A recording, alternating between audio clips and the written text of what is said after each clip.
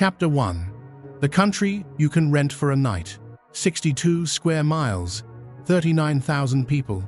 One prince who still has the legal power to dissolve the entire government on a Monday morning and go back to his castle for lunch.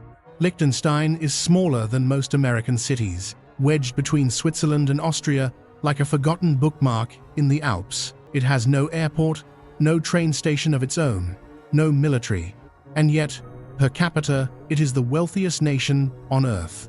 More registered companies than citizens, a royal family worth over $7 billion, and a political system that looks like something out of a medieval fairy tale. Except it is not a fairy tale, it is a functioning democracy where the monarch can veto any law the people pass. How does a country this small become this powerful? How does a prince maintain real authority in 2025 Europe? And why are thousands of workers commuting into a nation most people cannot even find on a map? Before we go any further, if you are watching this right now and you have ever dreamed of living somewhere quiet, wealthy, and completely off the radar, hit subscribe and turn on notifications. Every week, we break down the most unusual places to live on Earth. Places where your money stretches further, your stress drops lower, and your quality of life climbs higher than you thought possible. Now let us step inside the smallest country you have never truly understood. Chapter 2. The Prince in the Castle on the Hill. Look up from any street in Vaduz, the capital, and you will see it. Schloss Vaduz, a medieval castle perched on a cliff 300 meters above the town, framed by Alpine peaks and wrapped in morning mist. It looks like a painting. It is not. It is a private residence. The Prince of Liechtenstein lives there today. His name is Hans Adam II, and he has more constitutional power than any other European monarch still sitting on a throne. In 2003, Liechtenstein held a referendum. The prince asked his people to grant him expanded authority, the power to dismiss governments, veto legislation, and appoint judges. 64% of voters said yes. The Council of Europe called it a step backward for democracy. The prince shrugged. He already owned the country's largest bank. Now his son, hereditary Prince Alois, handles day-to-day governance, but the structure remains. This is not a ceremonial monarchy like Britain or Sweden. This is a working monarchy where the royal family has real teeth. They can dissolve parliament, they can block any law, they can fire the prime minister. And here is the strange part. The people love it. Satisfaction with the monarchy in Liechtenstein consistently polls above 80%. Why? Because the prince made them rich. The princely family of Liechtenstein owns LGT Group, a private banking empire managing over $300 billion in assets. They own forests, vineyards, art collections worth over $1 billion, including works by Rubens and Van Dyck that hang in private galleries closed to the public. And their wealth trickles down in ways that are hard to argue with. No national debt, nearly zero unemployment, free healthcare that actually works, a pension system that pays out generously. The deal is unspoken but clear. The prince keeps power, the people keep prosperity, and nobody rocks the boat.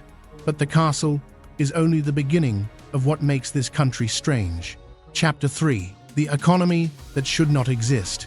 Liechtenstein has more registered companies than human beings. Let that arithmetic settle for a moment.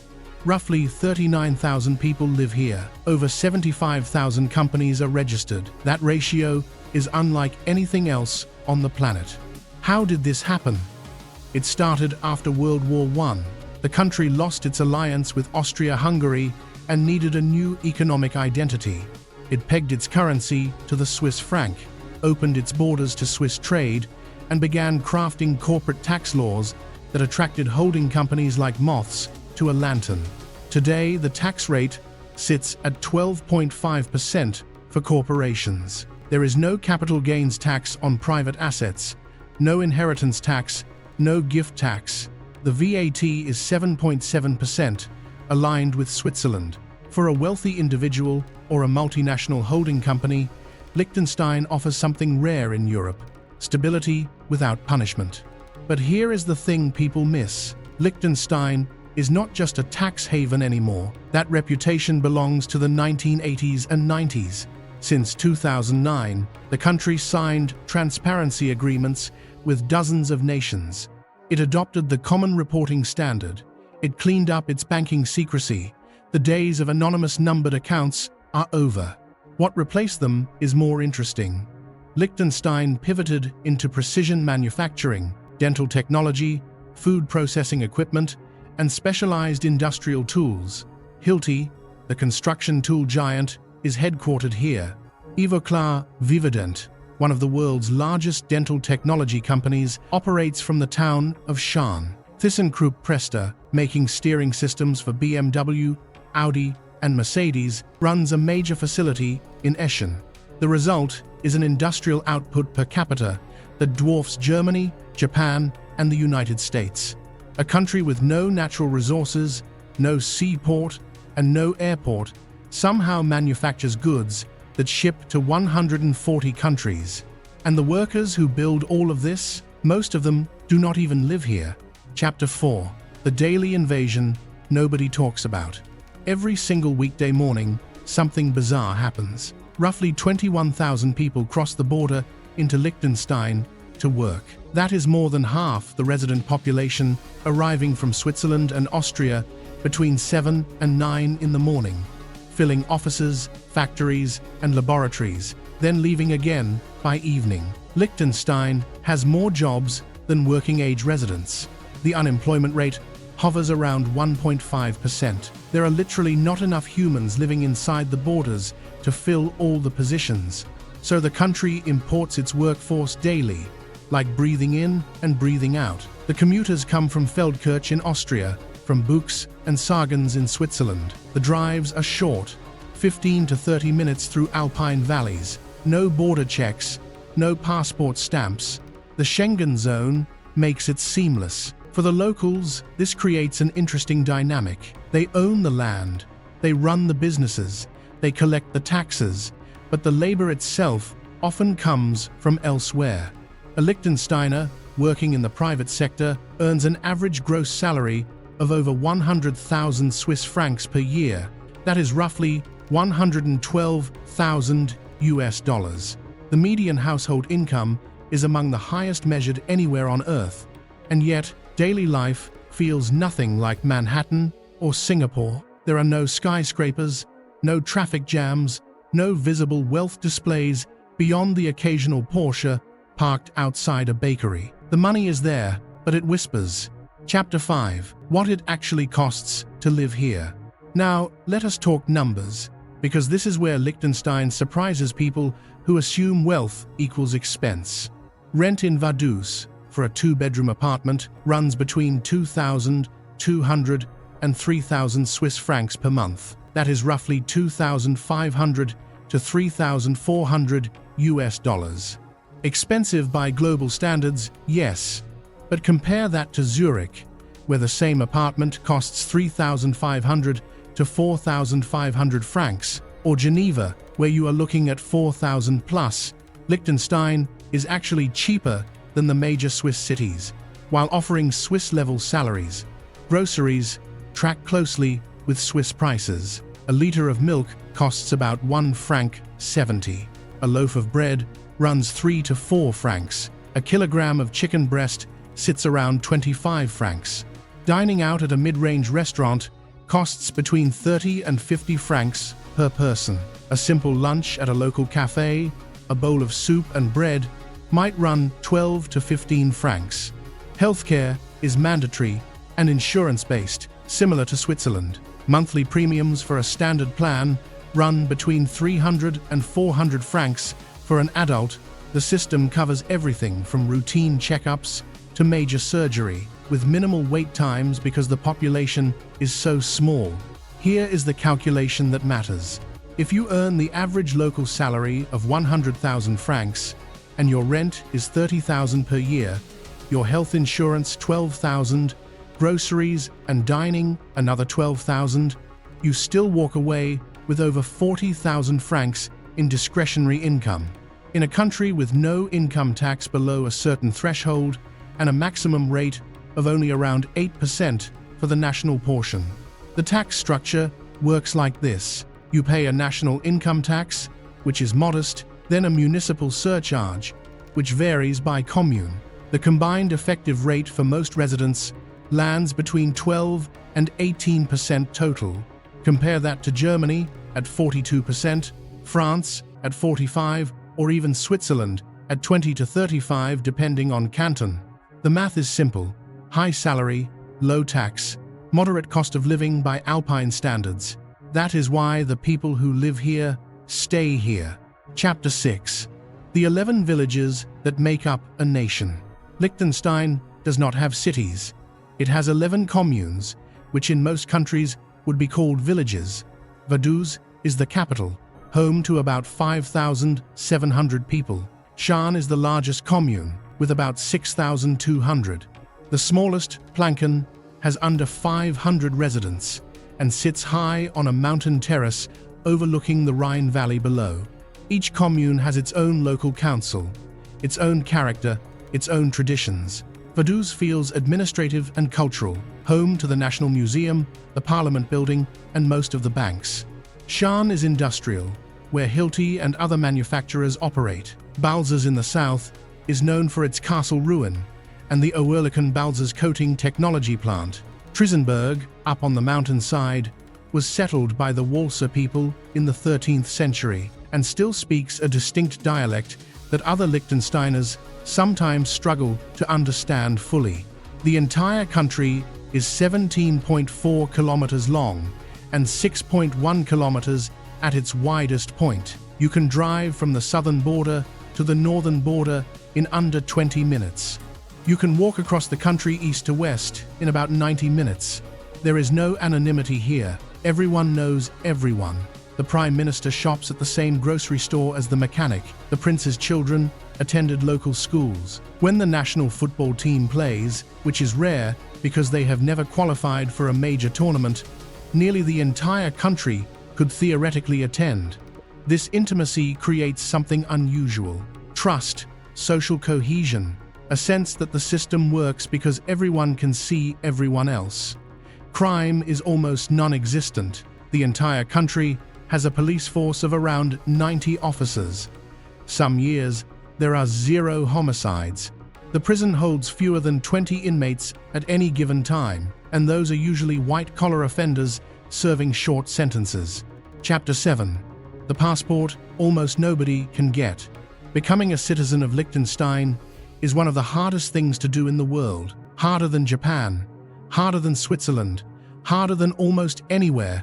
First, you must live in the country for at least 30 years as a permanent resident. 30 years, that is not a typo. If you have been married to a Liechtensteiner for at least 5 years and lived in the country for a decade, the period drops, but it remains formidable. Second, even after meeting the residency requirement, your application goes before the citizens of your commune. They vote on whether to accept you. This is a direct, democratic process. Your neighbors literally decide if you belong. If they say no, you are out. No appeal. Why so strict? Because citizenship here means something tangible. It means access to one of the most generous social systems in Europe. It means a passport that grants visa-free travel to over 180 countries. It means potential dividends from communal property and forests that some communes distribute to citizens annually. In some villages, these distributions amount to several thousand francs per year, essentially a dividend for being born in the right place. The country accepts roughly 100 new citizens per year, sometimes fewer. The waiting list is long. The standards are high. Speaking German fluently is essential. Demonstrating integration into the community is non-negotiable. Financial self-sufficiency is required. For most foreigners, the realistic path is a residence permit. These are granted for employment, family reunification, or retirement with demonstrated means. Annual quotas exist. The country does not want rapid growth. It wants controlled, deliberate addition. Chapter 8. The healthcare system that runs like a Swiss watch. Healthcare in Liechtenstein operates on mandatory insurance, similar to the Swiss model, because in many ways it is the Swiss model. The country has a mutual agreement with Switzerland that allows residents to access Swiss hospitals and specialists as if they were local. Every resident must hold basic health insurance from an approved provider. Premiums are community rated, meaning they do not change based on your health status. Children are covered at reduced rates. Low-income residents receive subsidies. The National Hospital is in Vaduz, small but well-equipped for general medicine, minor surgeries, and emergency care. For anything complex, neurosurgery, oncology, advanced cardiac procedures, patients travel to hospitals in Zurich, Bern, or Innsbruck. Travel time is under 2 hours in any direction. The insurance covers it fully. Dental care is partially covered for children and fully private for adults.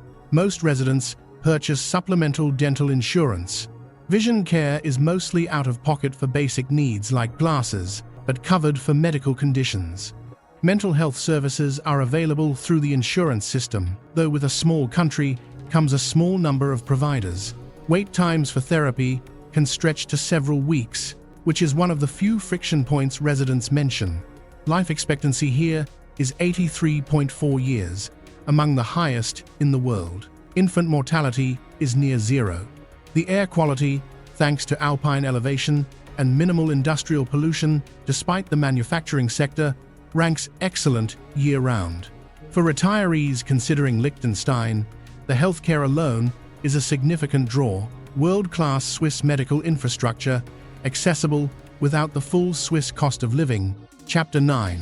Education in a country where every teacher knows your name.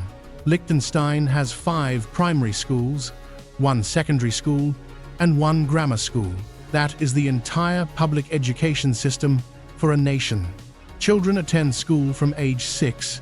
The system follows the Germanic model closely. After primary school, students are tracked into either Realschule, which is vocational and practical, or Gymnasium, which is academic and university preparatory. The grammar school in Vaduz prepares students for the Swiss Matura, the university entrance qualification recognized across Switzerland and the EU. There is no university in Liechtenstein. Well, there is one small institution, the University of Liechtenstein, focused on architecture and business, with roughly 1,000 students, but most young Liechtensteiners attend university in Switzerland, Austria, or Germany. Tuition at Swiss public universities is remarkably low, between 1,000 and 2,000 francs per year, and Liechtenstein residents are treated as domestic students. The vocational path is strong here, as in Switzerland and Germany. Apprenticeships at Hilti, Ivoclar, and other local firms are coveted. A young person can enter an apprenticeship at 15 or 16, earn a salary while learning, and emerge at 19 or 20 with a professional qualification and zero debt. Many never leave. Why would they? The salaries are exceptional. The commute is a 10-minute bike ride. The quality of life is unmatched. Class sizes are tiny. A graduating gymnasium class might have 30 students. Teachers know every student by name, know their families, know their struggles. The dropout rate is effectively zero. The system is small enough to catch everyone. Chapter 10. The vineyards, the prince tends himself. Here is something almost nobody outside Europe knows. Liechtenstein makes wine. Serious wine. The royal family owns vineyards on the slopes below the castle in Vaduz, and the prince's winery produces Pinot Noir and Chardonnay that sells out every vintage. The south-facing slopes above the Rhine Valley catch surprising warmth. The Fohn wind, a warm, dry alpine current, pushes temperatures higher than you would expect at this latitude. Grapes have grown here for over 2,000 years. Since Roman times, total vineyard area across the country is only about 100 hectares. Production is tiny. Most wine never leaves the country. You drink it in local restaurants, at festivals, or buy it directly from the wineries. The Vaduzer Pinot Noir, light and elegant with cherry and earth notes, is the signature bottle. Locals guard it with quiet pride. Every autumn, the grape harvest becomes a communal event. Families pick by hand. The prince's vineyard employs local workers who have tended the same rows for decades. The wine is not exported commercially because there is simply not enough. If you want to taste it, you have to come here. Beyond wine, the food culture leans heavily Austrian and Swiss. Käseknoffel is the national dish, a heavy Alpine pasta made with local cheese, topped with crispy fried onions. Reibel, a cornmeal dish fried in butter, dates back centuries. Restaurant culture is modest. You will find excellent cuisine, but no Michelin stars. The country is too small, too private, too content to chase international validation. Chapter 11. The outdoor paradise hidden between two countries.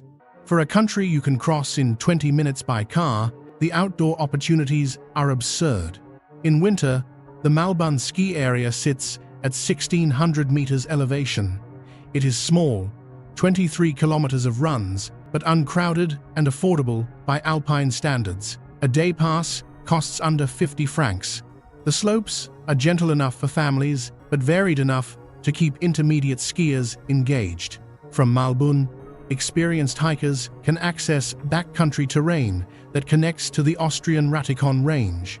In summer, over 400 kilometers of marked hiking trails cross the country. The Liechtenstein Trail, opened in 2019 for the nation's 300th anniversary, runs 75 kilometers through all 11 communes. You can hike the entire country in stages over 4 to 5 days. The trail passes through forests, alpine meadows, vineyards, and quiet village centers where you can stop for coffee and fresh pastries at family-run bakeries. The Rhine River forms the western border, and cycling paths run its entire length. Mountain biking trails climb into the eastern Alps. Paragliding launches from above. Trisenberg offer views across 4 countries simultaneously: Liechtenstein, Switzerland, Austria, and on clear days, Germany in the distance.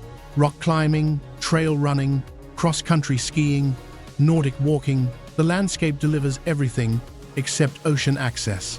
And Lake Constance, effectively an inland sea, is only 40 minutes north by car. For a low-cost living audience, here is the key insight. These activities are either free or extremely cheap compared to resort-based alpine recreation in Switzerland or Austria. You do not need a Zermatt budget to live an alpine life, you need a Liechtenstein address. Chapter 12. Transportation in a country without a single traffic light. This is not an exaggeration. Liechtenstein has 0 traffic lights. The entire country operates on roundabouts, yield signs, and common sense. Traffic flows without electronic intervention because the volume simply does not demand it. There is no national railway. However, the Austrian rail line passes through the country with 3 small stations: Scharnvadus, Nendeln, and Scharnwald. Trains connect to Feldkirch in Austria in 9 minutes, and from there to the entire European rail network. The Leermobile bus system covers all 11 communes with regular service. A single ride costs 3 francs 60. A monthly pass costs 56 francs. The buses are clean, punctual, and rarely crowded. Most residents own cars, typically German or Swiss brands. Fuel costs align with Swiss prices, which are lower than most EU countries due to lower fuel taxes. Registration and insurance are straightforward. For those considering Liechtenstein as a home base, the location is strategically superb. Zurich Airport is 90 minutes by car. Innsbruck is 90 minutes in the other direction. Munich is 3 hours. Milan is 4. You live in silence but connect to everywhere. Electric vehicles are increasingly common. Charging infrastructure is growing.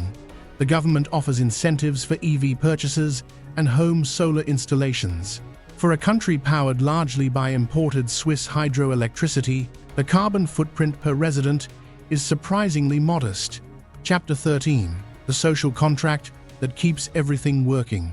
Liechtenstein operates on an unwritten agreement that most larger nations could never replicate. Everyone behaves because everyone is watching, not in an Orwellian sense, but in the way a small village self-regulates.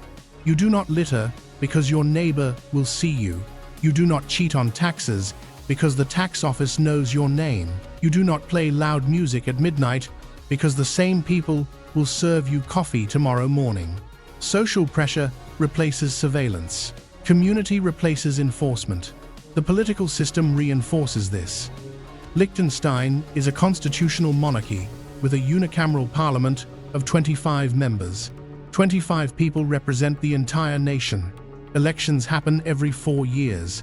Voter turnout runs between 60 and 70%. Two major parties dominate, the Progressive Citizens Party and the Patriotic Union, both center-right by European standards. Policy differences between them are minimal. Stability is the shared goal. Direct democracy exists alongside the monarchy. Citizens can call referendums with 1,000 signatures, which in a population of 39,000 means roughly 3% of the population can force a national vote. This has happened numerous times. The country voted on EU membership in 1992 and said no. It voted on joining the European Economic Area in 1995 and said yes. It voted to grant women the right to vote at the national level in 1984, making it the last country in Europe to do so. That last fact is telling. Liechtenstein is conservative in the deepest sense. It does not rush. It does not follow trends. It watches, waits, and moves only when the community reaches consensus. For some, this is paradise. For others, suffocating. Chapter 14. Who actually lives here and why they stay. The typical Liechtenstein resident is either born here or arrived decades ago for work and never left. The foreign resident population is about 34%, which sounds high until you realize most foreigners are Swiss, Austrian, or German citizens who blend seamlessly into the culture and language. There is no significant immigrant community from outside Europe. The country is too small, too homogeneous, too difficult to enter legally for mass migration to take hold. The largest non-European groups number in the low hundreds. People stay for reasons that are hard to quantify on a spreadsheet. Safety, silence, the ability to walk anywhere at any hour without fear. Schools where teachers care. Hospitals without wait lists. Mountains visible from every window. A government that works without drama. Clean air that smells like pine and fresh grass in the summer months. The downsides are real. Cultural life is limited. There is one cinema, one small theater, a handful of restaurants. Nightlife is effectively non-existent. Young people often leave for Zurich or Vienna to experience the world, though many return in their 30s to raise children. Dating is notoriously difficult. In a country of 39,000, where everyone knows everyone, the social pool is tiny. Many residents find partners across the border in Switzerland or Austria. For retirees or remote workers, the equation shifts dramatically. If you do not need nightlife, career opportunities, or a large social scene, and you value peace, nature, safety, and financial efficiency above all else, Liechtenstein offers something almost nowhere else can. A first-world life without first-world chaos. Chapter 15. The future of the smallest wealthy nation. Liechtenstein faces questions that no other country faces quite the same way. How do you grow when you do not want to grow? How do you attract talent when you cannot house them? How do you remain relevant when the world consolidates into blocks and superpowers? The government's current strategy is diversification. Fintech is booming. Blockchain regulation was passed in 2020, making Liechtenstein one of the first nations with a comprehensive legal framework for tokenized assets. Several crypto firms have set up headquarters here, drawn by legal clarity and political stability. Sustainability is another pillar. The country aims for energy independence through solar, wind, and continued reliance on Swiss hydropower. Building regulations increasingly mandate energy-efficient construction. Electric vehicle adoption is incentivized. The monarchy question lingers in the background. Prince Alois has suggested that if the people ever voted to abolish the monarchy, the family would accept it and move to Austria. That offer itself, the willingness to leave, may be why nobody asks them to. The threat of departure keeps gratitude alive. Population decline is not yet a crisis, but birth rates are low. 1.4 children per woman. Immigration quotas are tight. The country may eventually face the same demographic squeeze as Japan or South Korea, just on a miniature scale. For now, Liechtenstein endures as it always has: quiet, wealthy, private, a country that does not ask for your attention, does not seek your tourism, does not court your approval. It simply exists, tucked between two larger nations, governed by a prince in a castle, run by engineers and bankers who bike to work past vineyards every morning. If you found this useful, share it with someone who has never heard of Liechtenstein and would love to know it exists. Drop a comment telling me whether you could actually live in a country this small, this quiet, this controlled. Hit subscribe for more deep dives into the strangest, most livable places on Earth. I will see you in the next one.